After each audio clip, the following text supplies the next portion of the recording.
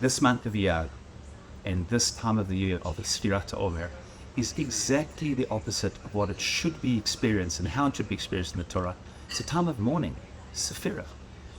Many of us aren't shaving. It's a time of mourning. It's a time where there aren't weddings. But the truth is, it should not be a time of mourning. In the Torah, in this week's parasha, in parashat Emor, it's the time of Sefirat HaOmer, the time where we bridge, where we came out of Egypt, counting 50 days, says the Sefer, 50 days of anticipation, each day, counting and trying to move out to receive the Torah.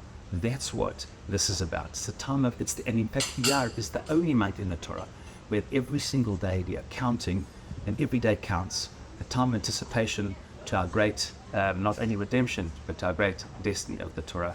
Yet, it has become a time of mourning. No weddings, no simchas, and no shaving. How did it happen?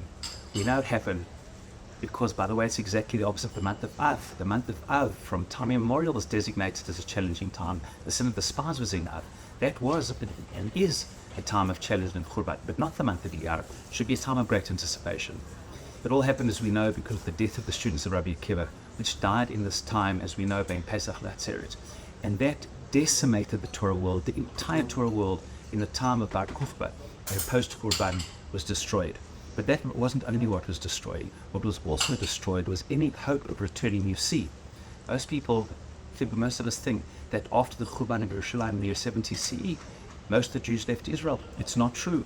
We left Jerusalem, with the vast majority remaining in Israel, so much so that the real Churban of the people of Israel was 65 years later with the Churban of Bar Kochba. Because you know what happened, says the historian Dio, almost 600,000 Jews were destroyed in the battles, the fallen battles of Beitar and Bar Kochba. And it was then that Rabbi Akiva's students were killed during that time, either died according to the Gemara of a disease, or according to Rabbi Shrei Gaon, were killed as part of the battle of Bar Kochba.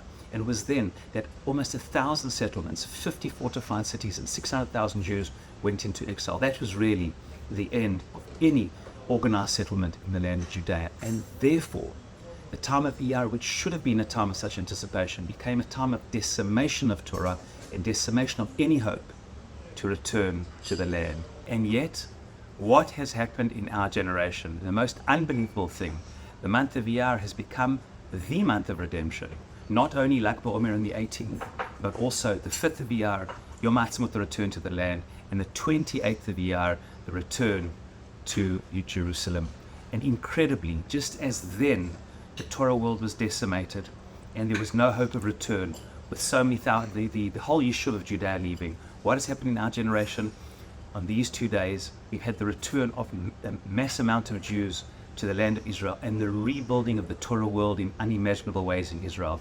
And therefore, what Iyar has done in our generation is transformed exile into redemption and decimation of Torah into the rebuilding of the Torah world, thanks to the great hope and promise of the state of Israel. And please God, as our forces continue to fight in Rafah and Rafah and other places, may it be in the schut of the return to Israel, in the schut of the terrible price that has already been paid, and the privilege of the state of Israel, Bezrat Hashem, the rebuilding of the Torah world, that only good things should happen. And the month of Iyar, this month and in all future Iyar, should be transformed to the great days of anticipation and celebration of the receiving of the Torah. Shabbat Shalom.